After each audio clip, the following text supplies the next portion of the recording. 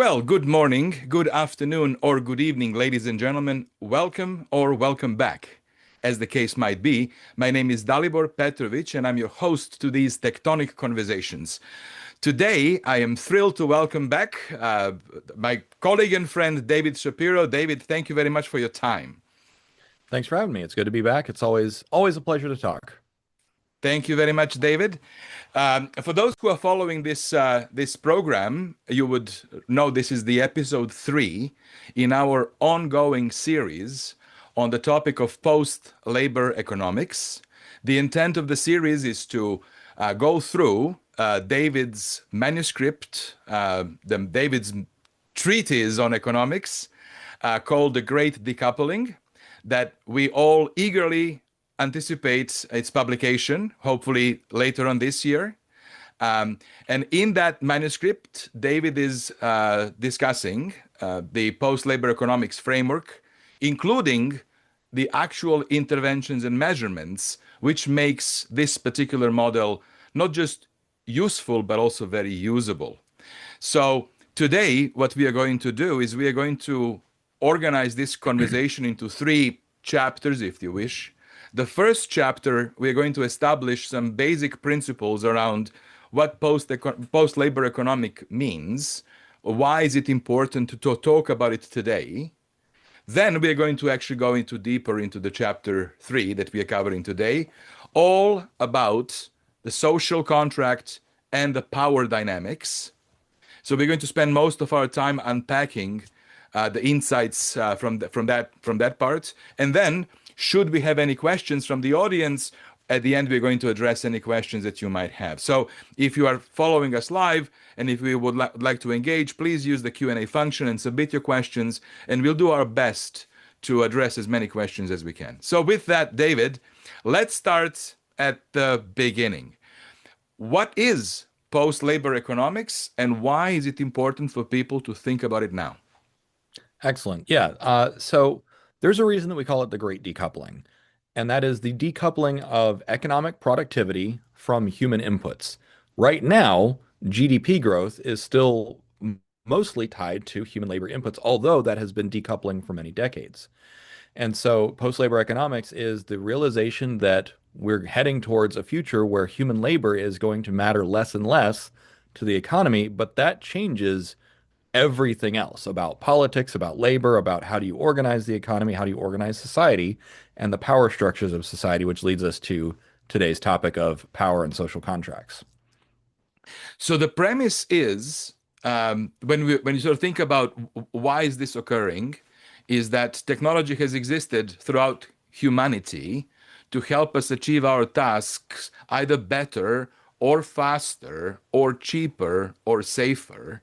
This is something that we intuitively know. Of course, every single tool we've created, from invention of fire to invention of computers, was intended to do what we do: faster, better, cheaper, and safer.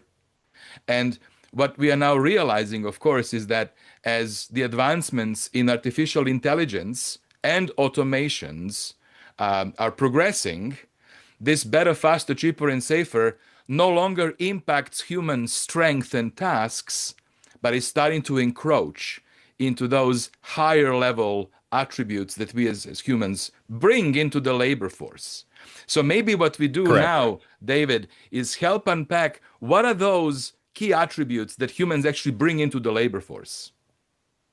Yeah, so when you're looking at the purpose of automation, as you said, it's automation is fundamentally a labor-saving technology. So it's a subset of technology that basically avoids any need for a human to do something.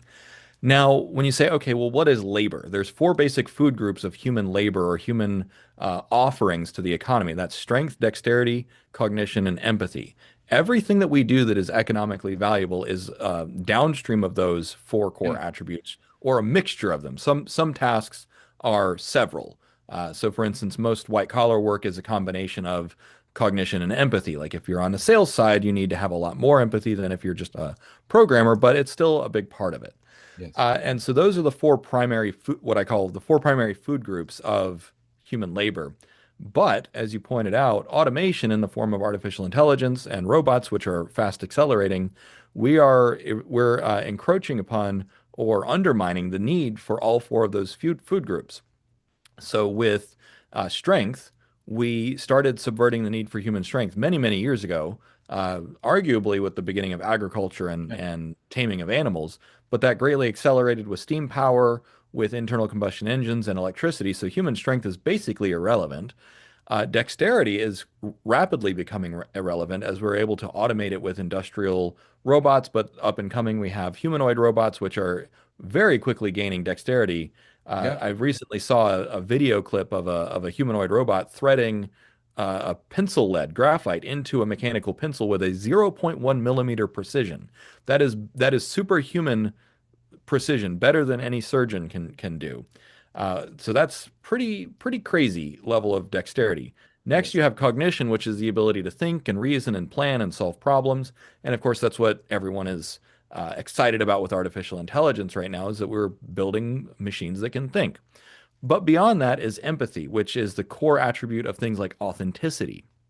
Now, you might say, well, that is clearly, obviously, a moat for humans, except that it's not. Many professionals, particularly in therapy Yeah. and counseling and psychiatry today, are kind of worried because a lot of people are getting a lot of mental health help from AI, not from humans. And that if any profession was rooted in empathy, it would be counselors and therapists. But the AI costs $20 a month and you have unlimited access, whereas a good therapist costs $200 an hour. Yeah. So which way is it? So what we're looking at is that there might not be any moat for human labor in the future, with a few exceptions here and there, like, rock stars and basketball players and Yes. hopefully YouTubers, but I'm not even counting on it. So we might all be looking for new jobs with the rare exception in 10, 20, 30 years. And so that's the whole point of this conversation, is how do Yeah. we prepare for that? And Yeah. what are the considerations that we need to take into account as preparing for that? So now, to bring this down to the economic conversation, and why I am paying a lot of attention and getting involved in this discussion, creating platform and talking about the importance of this, is not necessarily the worry that AI and robots are going to take over in the next 5 years and kill us all. That's to me still in the realm of science fiction, for example. But what is really important, what is really imminent to us, is that without a question, this automation and AI has already started encroaching into the human labor, as we see what is happening in the marketplace with all the layoffs that are happening with large tech companies. Those are all white collar workers who are performing tasks that are at higher level than the tasks that have already been automated for a while, ones of the call center people and so forth. So it is clear that the impact is amongst us. And what is important to appreciate is that an economy to function does not require cataclysmic events to occur in order to derail it. It requires unemployment to double or triple, and we are in trouble. And we are in trouble, especially because given the type of job displacement that is now occurring and accelerating, those are by now definition white collar, higher paid jobs that have cascading negative effects on those that they actually engage in economic activities. So the impact is going to be fast, quick, and it will radiate it will radiate across the society. So our message is that now is the moment for both policymakers, industry champions, but also individuals and their families to understand what is happening and plan for how do they navigate this from their vantage point. What are the right policies that governments need to institute, and quickly? What are the right moves that organizations and companies need to do to navigate through this, and what should the individuals do? So to me, this is really the important connection, that we're not now talking about, are robots going to come and take us over, which, may or may not happen in 10, 20 years. We are talking about what is happening now and what will be the likely impacts in the next 6 months, 1 year, 2 years, 3 years, as this dynamic unfolds. So David, thank you very much for providing this description of post-labor economics and what's important. We already completed the first episode and the second episode that talked about the decline of labor in historical context.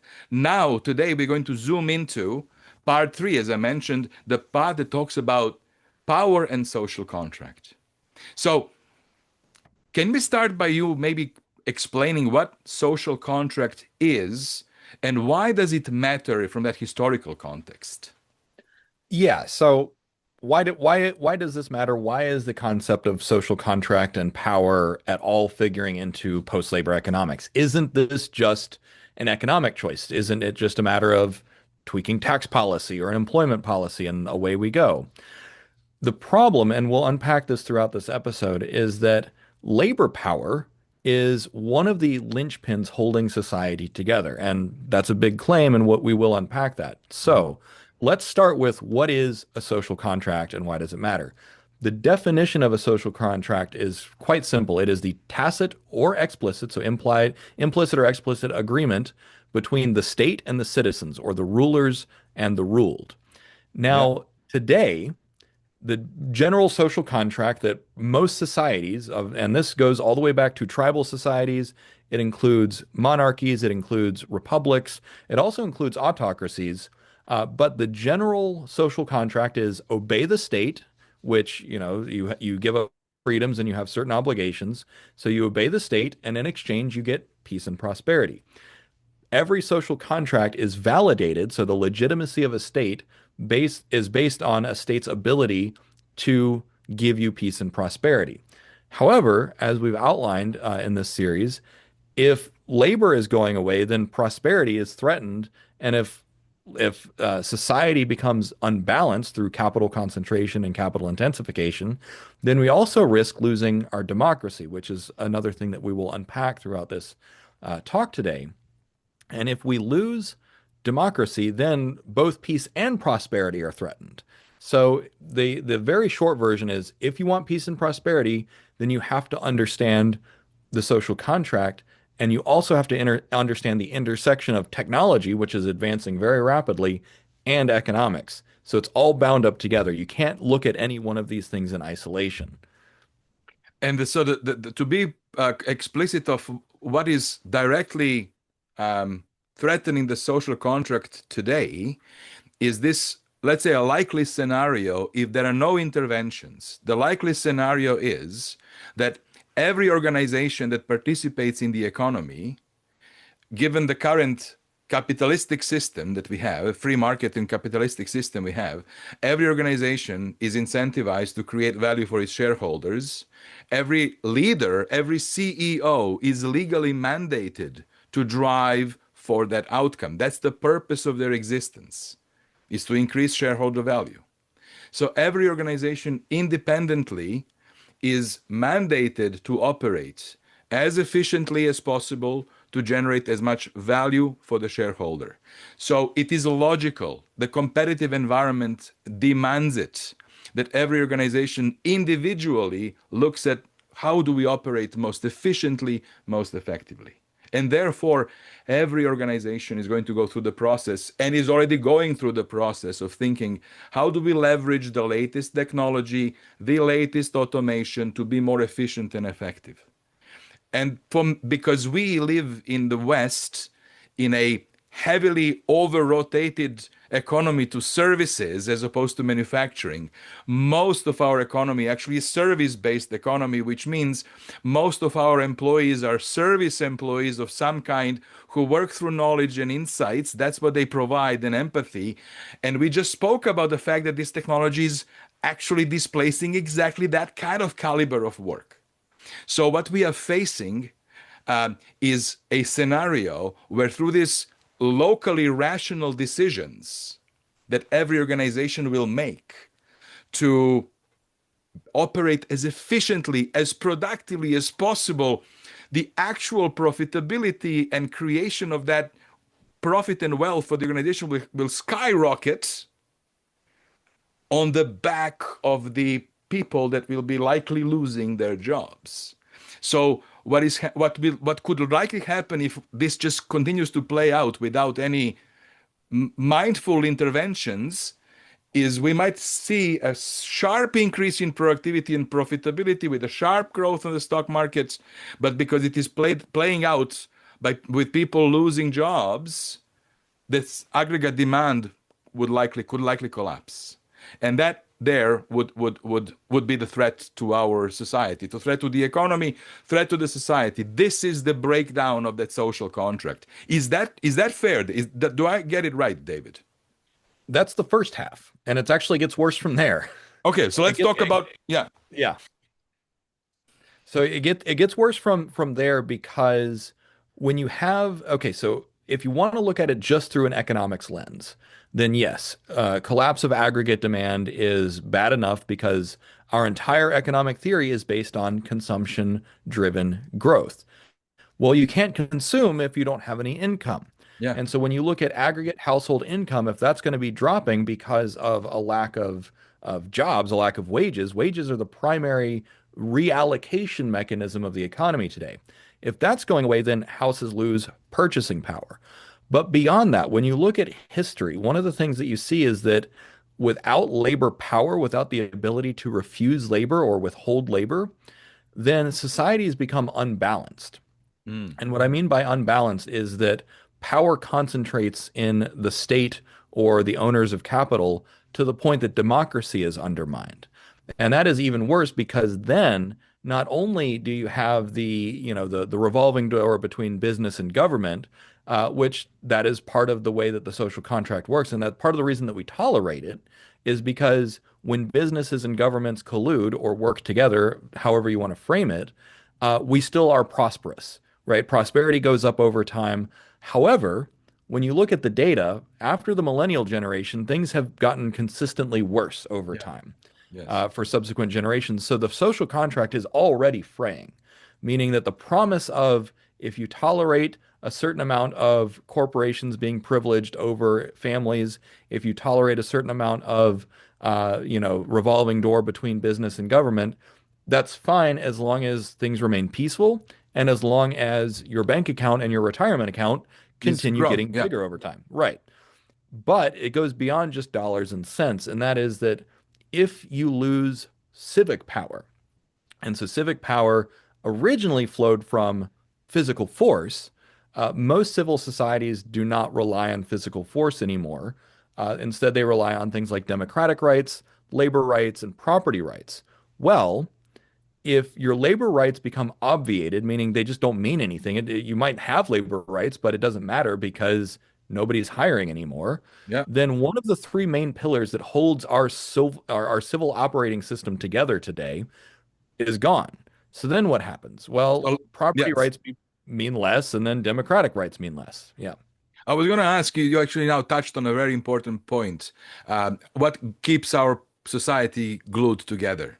That these are the three categories of rights that I would love if you could spend a moment to maybe just first describe what each one of these three types of rights are, and then let's talk about what happens when the labor one is declining. Yeah. So let's start with property rights. Arguably, property rights are probably the oldest kind of right. It's Mm. actually biologically ingrained. Even toddlers have the concept of mine. That's mine. Give it back. I personally have come to believe that property rights are biologically ingrained in all humans. Now, from that, we have codified what is property. There's private property, there's personal property, intellectual property, and that sort of thing. If something belongs to you, then that is a legally enforceable kind of agreement. Uh, for instance, just as a very practical example, I own an acre of land. I rarely visit that acre of land, but I know that it's mine because the government has it recorded. I paid for it. I have the deed in my name.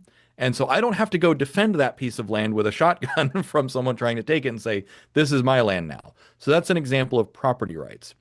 Now, as demonstrated in the book Why Nations Fail, nations that have strong property rights tend to do better over time. Yeah. Why? It incentivizes investment, it incentivizes all kinds of other things that basically allow people to build wealth over time. If you know that your wealth is going to be protected, whether it is real estate or intellectual property, whatever it happens to be, property rights are one of the primary foundations of any successful, wealthy society. Even back to ancient Rome, one of the reasons that Rome was so successful is because they had such strong property rights. Mhm. However, it allowed for a lot of capital concentration over time until the wealthiest landowners owned pretty much everything. So that's property rights. Yeah. Next is democratic rights. Now, democratic rights are also a pretty old idea going back to ancient Athens and ancient Rome. Although it's important to note that democracy looked different back then because it was only, the elites were able to vote and participate in democracy. The democracy that we have today is far more sophisticated because everyone has the vote, not Yeah. just, patricians or landowning men, or of course, women and enslaved people did not have the vote back then Yeah. either. So democratic rights are the ability to participate and influence the state itself directly. Yes. That's how I would define democratic rights. And democracy is highly generative. Democratic societies tend to be far wealthier than autocratic societies or monarchic societies. There are still, of course, some monarchies in Europe and other places, but the most productive monarchies, the monarch has stepped back, and they usually have a parliament that kind of deals with running the country. Japan still has an emperor, although the emperor doesn't really do much to run the country anymore. Mm. So that's democratic rights. So that kind of covers inclusive institutions and property rights that were talked about in Why Nations Fail. But there's a third pillar that is even more important to the organization of society, particularly when you look at history, and that is labor rights. Mhm. And so labor rights, it's not just you might say, well, anyone has the right to work. Yes, but we have labor protections, meaning that you're guaranteed that if you enter into a labor contract and someone doesn't pay you, you can quit, you can sue them, and they can get in serious legal trouble if they abuse you at work. Yeah. Everything from discrimination to unsafe labor practices, those all fall under labor rights. The right to unionize is another example of a labor right, which of course that has been under attack for many decades now, and union density has fallen quite a bit because of it. Now, the reason that labor rights are important is because it flows from labor power.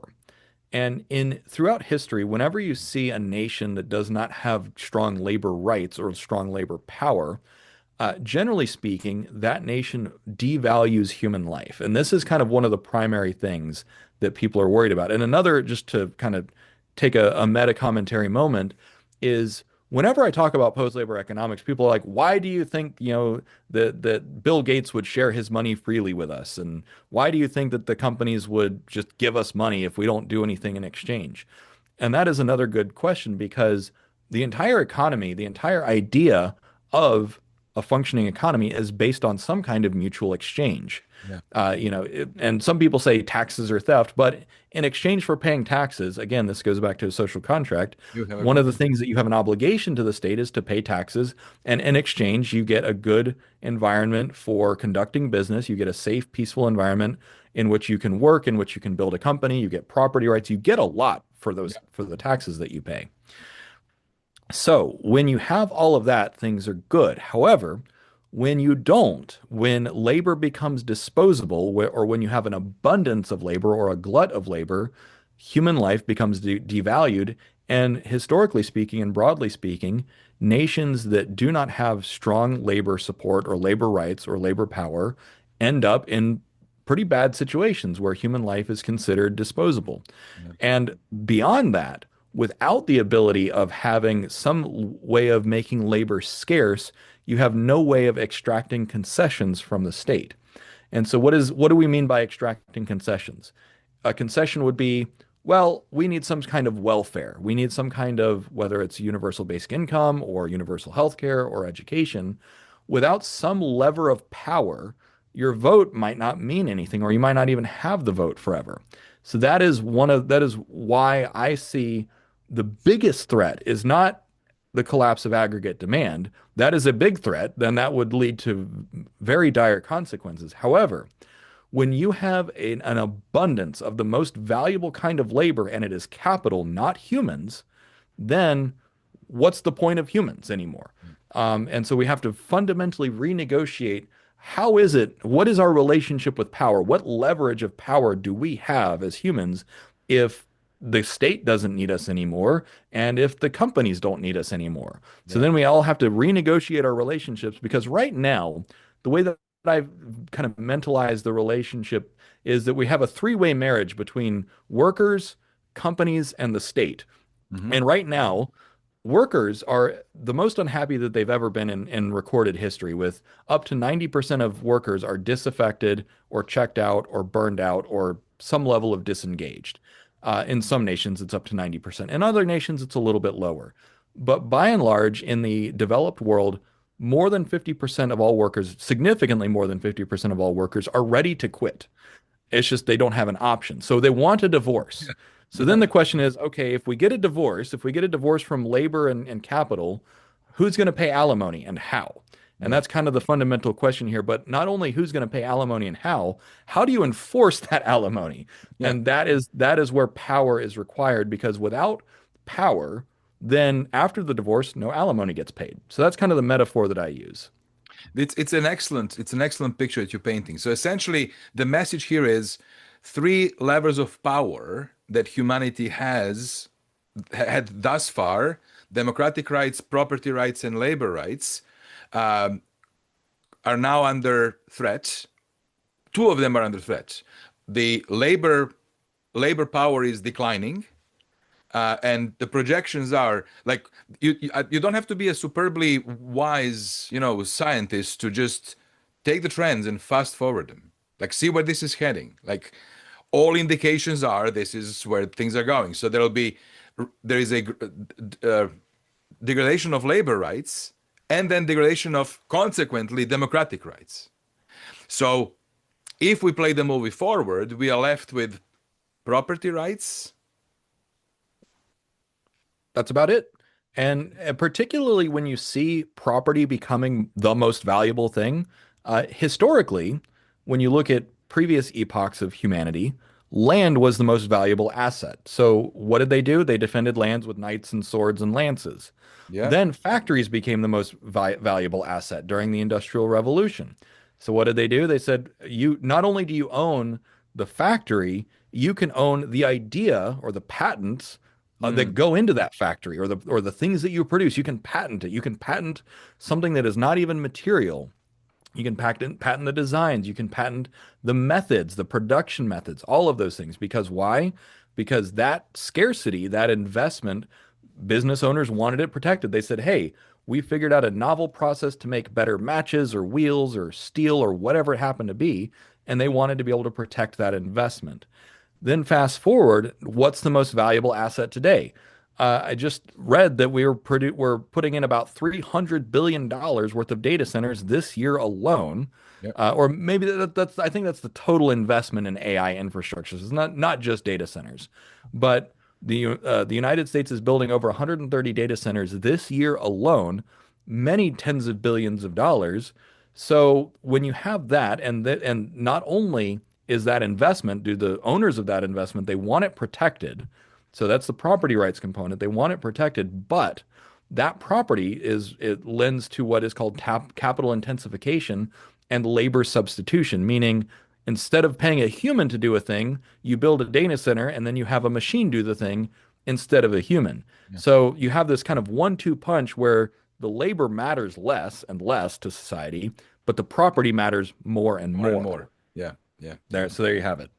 So now we have established the social contract is at risk. What happens when the social contract breaks down? Generally speaking, it's not good. So there's a few examples in recent history of developed nations having a breakdown of social contract. One of the biggest, most recent, and most dramatic ones was the Arab Spring, where multiple Arabian nations, North African and Middle Eastern nations, went through a major kind of almost a purge because there was too much corruption. Muammar Gaddafi, there you go, was removed from power through popular revolts. due to just the enormous amount of corruption. Egypt is still struggling. It takes a while to figure out democracy, but they're working on building their own democracy. So you have major disruption to business. Sometimes a new constitution has to be written, a new government needs to be formed. And in the grand scheme of things, those are relatively mild in terms of what is actually possible. Another breakdown of a social contract, a good example, is the French Revolution. Yeah. So the French Revolution was France's transition from uh, theistic monarchy Yeah. to what ultimately became a republic. It took them 3 tries over a century to get to the Third Republic. But the French Revolution was extremely bloody, a huge, huge loss of life, and many innocent bystanders were caught in the crossfire. Fast forward to this century, or at least the last century, you have Tsarist Russia Yeah. made a similar transition away from, kind of the preordained, rule by absolute authority. Yeah. Uh, Yeah. then, Agrarian feudalism. yeah, Yeah. essentially the aristocracy was calcified. Yeah. But then, so here's what really scares me is sometimes either you have these long aftershocks. As I pointed out, it took France about a full century to really figure out how to build a republic. Russia arguably hasn't figured it out in the last century because they keep slipping back to autocracy and authoritarianism. Likewise, China, with the People's Revolution and the Great Leap Forward, still also hasn't figured out democracy. So, when political thinkers say democracy is not automatic and it is not guaranteed, my fear is that if or when the current social contract breaks down and political anger gets too high because economic agency gets too low and democratic rights get too low, then we're going to throw the baby out with the bathwater and we're going to end up with something actually worse than what we've got today. Because whatever happens, nature abhors a vacuum. And so if you have a vacuum of power, a power vacuum, then someone or something is going to fill that. In the case of Russia, Lenin filled that, and that was not particularly good. In China, Maoism filled that vacuum. And in both cases, there was a huge loss of life and a major setback to economic productivity, neither of which is good. So that's kind of the range of what can happen from That's the a concern. yeah, those are the concerns. So we could end up in a very much worse state if we get to the point where where the social contract has completely gone, because then if there's no social contract, what do you have to lose? People rise up, they become violent, and then there's opportunists who try and take control of the situation for better or worse. That's kind of what I want to hope avoid. Hope avoid. Absolutely. Absolutely. So the theory that is emerging in the post-labor economic theory is the one that suggests we should not be throwing baby with the bathwater. We have a system that has worked really well and generated significant progress and prosperity for humanity.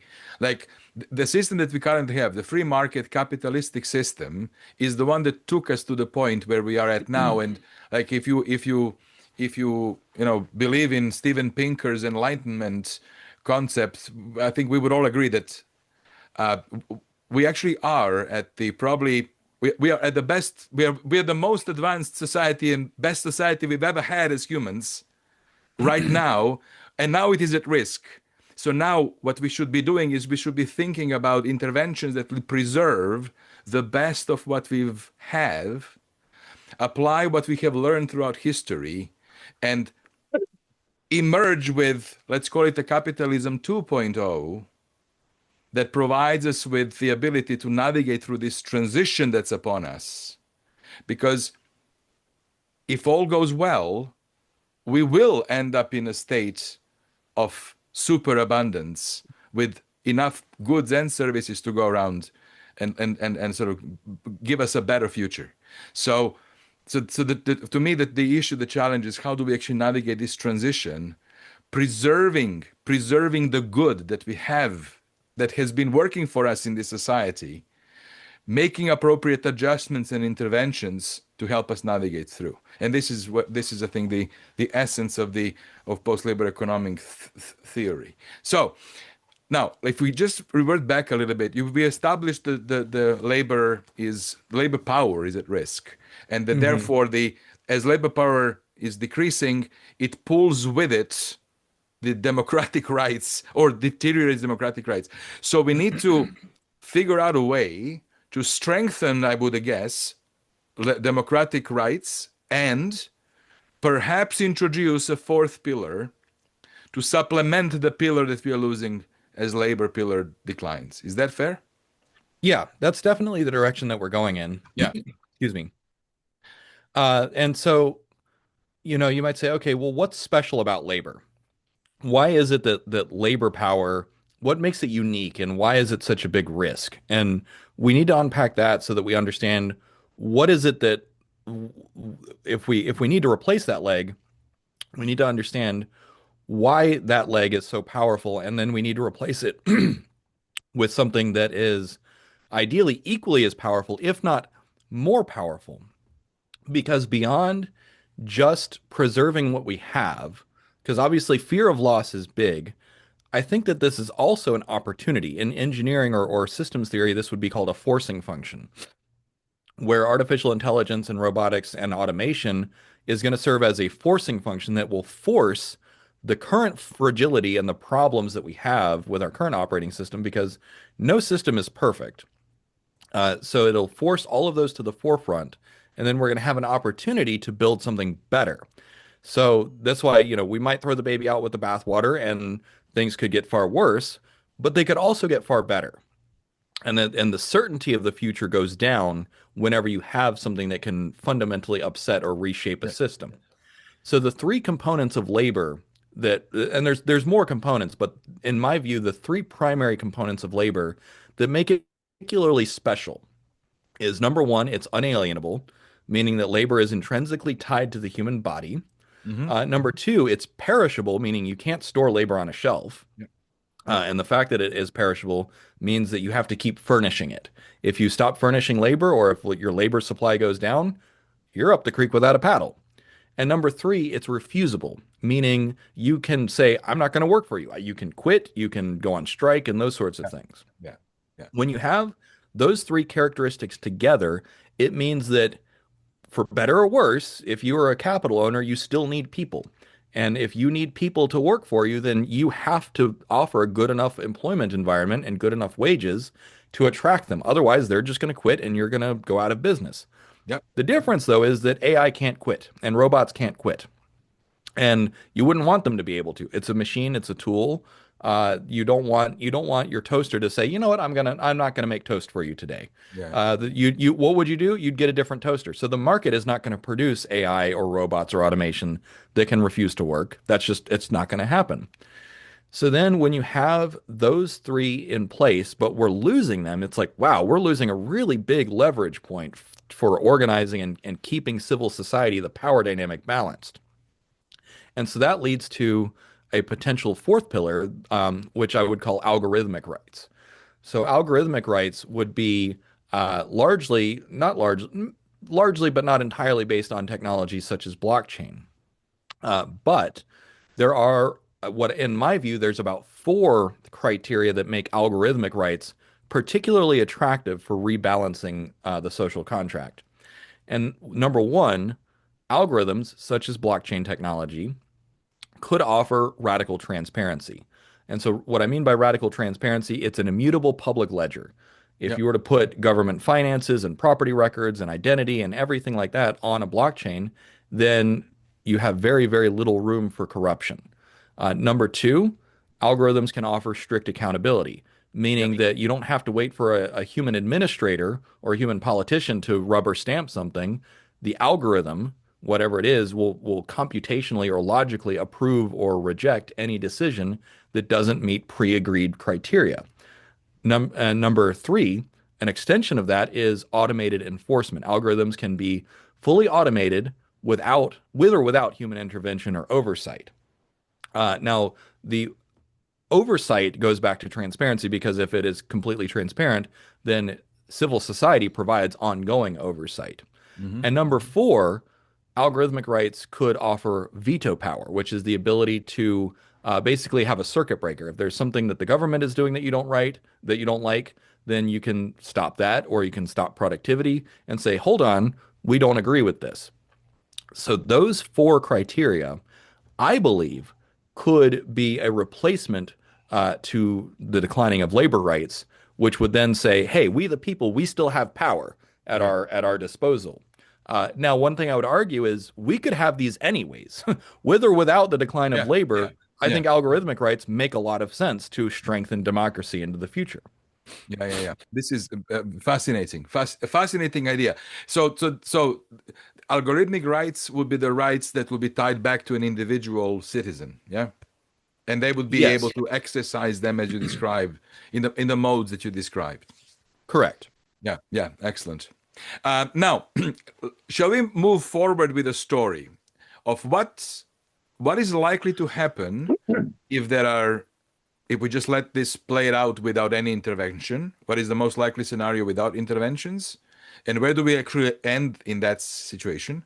And then what if we do intervene? What is the potential of the future? And then I would just like to maybe if you can mention some of the interventions that are on your mind that you believe are valid to consider. Yeah, absolutely.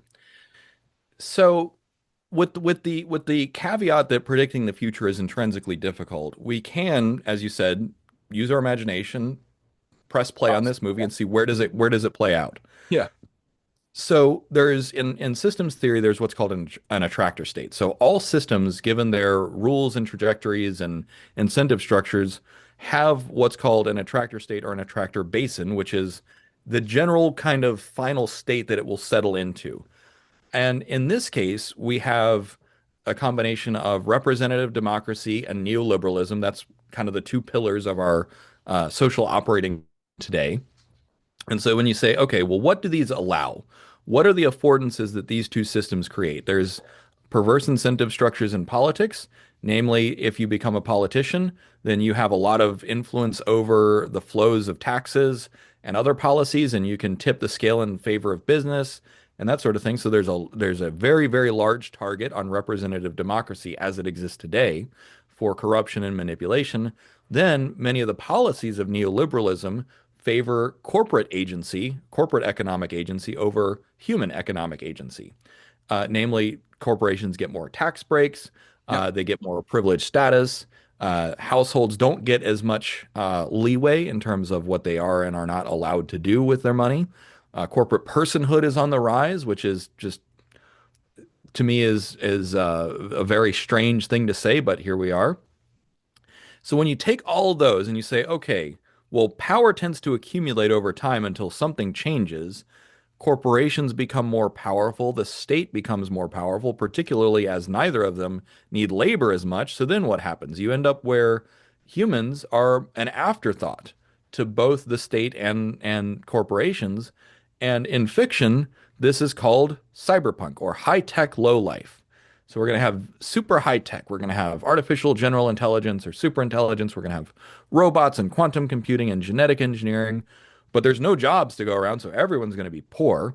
And only the people that have all the capital, all the property rights, are going to really have anything. So if you don't have property to begin with and you don't have a way of defending your property rights, it doesn't matter who you vote for because they're just going to be working with the people who make them rich. Yeah. So that would be kind of the what I feel is kind of the default trajectory. It's not the worst case trajectory. That's just what I think is default. If we just take neoliberalism and representative democracy as they are today And play and the fast movie. forward them for decades, that's where we Yeah. end up. Yeah. Yeah. And so then you say, okay, well, what if we do put in some interventions? And I'll talk about the potential interventions after this. But if we say this is the future that we see as possible, and we take some measures to ensure that it doesn't get that bad, where could that end up? Where could that go? How good could it be? Now, some people default to like it could be a Star Trek Utopia. I don't think Star Trek is a good model. Like the lived experience, I think might be good, where you work if you want to, and you work on art or philosophy or archaeology if you want to. That might be how you live in the future. But the rest of it probably is. Let's just say Star Trek would fail in economics course. because property and all that stuff doesn't work out. So you might say, okay, well, how good could it get? There is a book that does explore this, and it's a book called Liquid Reign, Reign, which I think is a pretty good middle of the road explanation as to where it could go, where they look at things like these algorithmic digital rights that can rebalance society, and it explores a post-labor world. Now, in fiction, this is starting to become called solarpunk. So, solarpunk is the idea that we're going to have a solar-powered future, and that individual rights are going to take precedence, that civil liberties are going to take precedence over corporate rights, and that the state is going to be much less militaristic because it's going to be beholden Yep. more to the people rather than the military-industrial complex. Yep. That we might be able to deconstruct some of these institutions, but really, what I think it comes down to is time sovereignty. So, how much of your own time do you control, or how much of your time do you owe to, a company or to pay taxes or those sorts of Yep. things? Economic agency should Yeah. go up over time, meaning that you have more, not fewer opportunities, but actually more opportunities to change your economic station in life. Hmm. And so, if you want to accumulate wealth, go forth and accumulate wealth. There's always that rational self-interest, I think, is going to be part of humanity forever. Another thing is social mobility. So the Hmm. ability to physically move to a place that suits you, or also ability to move up or down the socioeconomic ranks, if you like. Those are other things that I think that we should aim to increase over time, that I think could increase over time.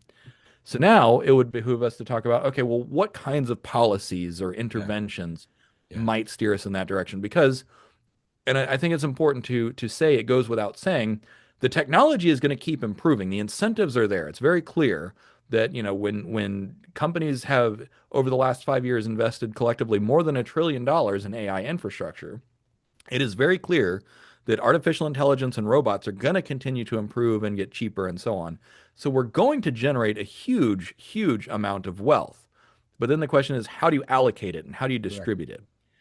So the two frameworks, and we have an upcoming episode where we will focus exclusively on these two frameworks, is what I call the pyramid of power and the pyramid of prosperity. And so these are simplified frameworks that look at what is the hierarchy of different policy interventions. So on the pyramid of prosperity, the bottom layer is things like universal basic income, universal basic capital, and those sorts of things. So these are just that's a new floor. It's a civic floor. Negative income taxes are another example that actually some nations and cities are exploring already. So you create you raise the floor, meaning no citizen of this nation or political entity will fall below a certain amount of wealth and income. Now, for some people, they might say that's the end of the story. You start there. As long as you have the opportunity, great. You don't need anything else. But there's a problem with that, and that is that this is based on transfers. And a transfer is a government entity taxes one place and then moves that money somewhere else. Yeah. And that is good in that it could be universal, but it's bad because it does not allow for market information to be discovered. So layer two of the pyramid of prosperity is going to be where you have collectively owned assets. So that would be like a sovereign wealth fund, which many nations and some states have, Yeah. or other kinds of collectively owned assets that generate wealth. America just bought a 10% stake in Intel. It's not part of a sovereign wealth fund, but it demonstrates that America is willing to accumulate wealth on behalf of the people. Not that we're going to benefit directly from it. When you look at the reasoning that America bought 10% of a stake in Intel, it was more about geopolitical security and national security interests, which still benefits us. Because remember, peace and prosperity are the two things that the social contract promises. But what we're focusing on is the prosperity component, Hmm.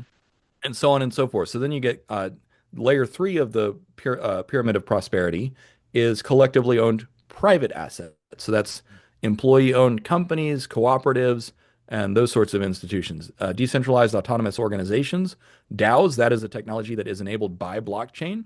That could be a way to proceed into the future. And then the top two layers are conventional personal property and then residual wages at the top. It Yeah. looks like wages will probably still provide about 20% of household income into the future, uh, give or take. Again, predicting the future is intrinsically difficult, but all the models that I have run and conversations that I've had suggest that some wages will stick around. Now, the other side of that is the pyramid of power. And actually, let me bring it up because this is more of a mouthful to to share. But the bottom layer of the pyramid of power is the universal identity management. And so this is where you put, and hang on, before I get too lost, let me just bring it up so I don't tell you lies. Concrete interventions. Here we go. There we go. Yeah. Okay. So we have in the pyramid of power, we have an immutable civic bedrock. So this is identity and records.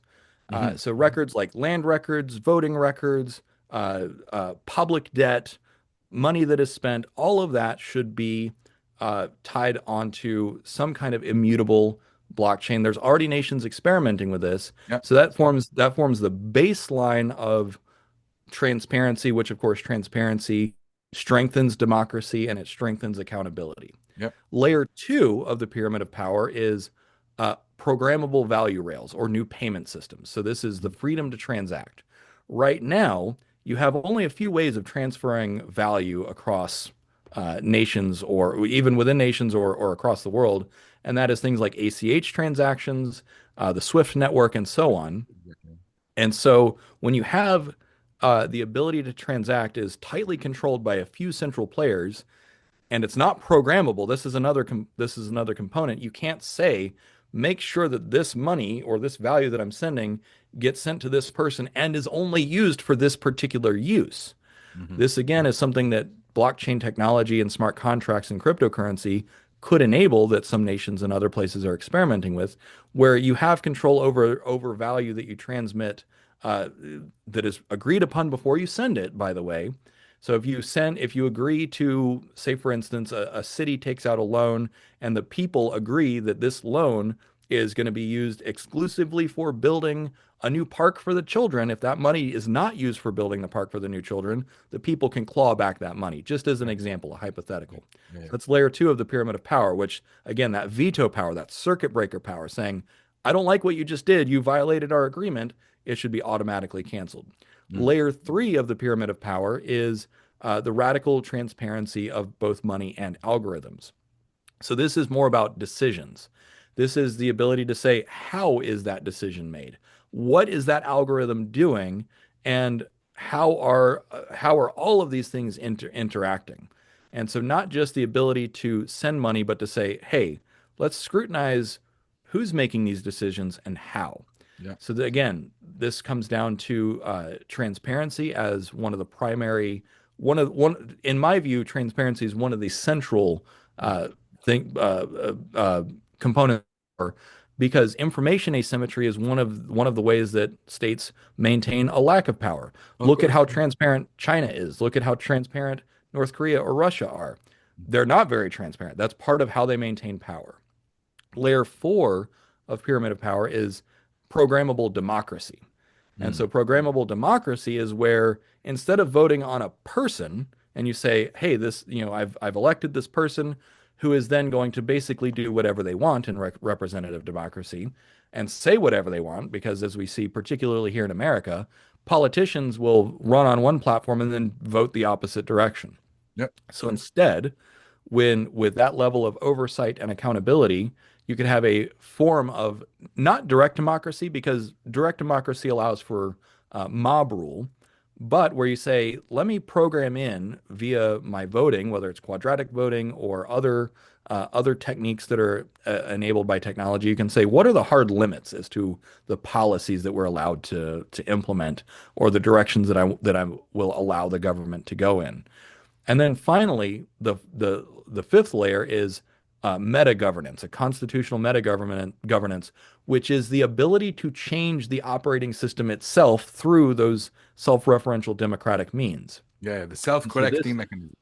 exactly, because right now if you want to change the Constitution of America, it is by design a very lengthy and expensive, by expensive I mean a temporally time and energy expensive a process, which means that it's not going to change that often. However, if it's not particularly participatory, and meaning that individuals don't really have a way of doing it. You have to elect representatives and you have Correct. to build a coalition and that sort of thing. So those are the two pyramids. And within those pyramids, there are hundreds and hundreds of examples of things being implemented and tested all over the world that show that you get more prosperity, you maintain peace, and that you also rebalance power in society when you implement these things. And that is the heart of post-labor economics, which is, okay, we've identified the problem, but then what do you do about it? And it comes down to those kind of 10 layers between those two pyramids. So thank you very much, David. This was absolutely fantastic, and I really love that you touched on those specific interventions that you're calling out as part of the post-labor economic framework. So you have painted a picture of very compelling, positive future that we all can have. And we certainly sit at this junction point where we as collectively are going to decide, really, by our actions, which future do we bring to ourselves and to our children? Will it be that cyberpunk, high tech, low life scenario, which you are suggesting, and I agree? Like, if we don't do anything much, if we just let the movie play out, the movie that is already playing out continue, we are heading towards that kind of scenario, or are we going to agree that interventions are essential and to nudge us towards a better future that you described, which is, I'm assuming all of us listening would want to have for ourselves and our children. The point that you made, which is really super important, technology and automation are net positive. They will generate the wealth that is needed for all humanity to thrive and prosper in peace and prosperity. The question is, how do we choose to distribute that wealth, and how do we choose to do it in an economically liberal, free society, as opposed to some other alternatives that were tried in the past and failed, like communism and so forth. Well, Right, communism, exactly. like so. So, what is really important, and this is not about post-labor economics. Is not about reintroducing a refreshed version of communism at all. Instead, it is the total opposite. It's all about strengthening democratic power of individuals. It's about increasing their economic agency. It's about continuing to provide the freedom of movement while being protected by being safe and protected. It's about reimagining capitalism into Capitalism 2.0 that will help us get across the finish line. David, Exactly. want to thank you so very much for this. This was excellent. And I would like to remind the audiences that our next episode, where we will unpack part 4, where, as a matter of fact, you will hear about the measurements and KPIs that David has researched and is proposing, which makes this framework usable as well, will be 3 Fridays from now on September 26th. And I would, of course, post a link right down below this video for you can register to this session, as well as a link to David Shapiro's YouTube channel, where he's focusing on post-labor economic topics. So, David, Thank with you so that, much for having me. Yep, thank you very absolutely. much. Onwards and upwards, and have a lovely weekend. Bye-bye.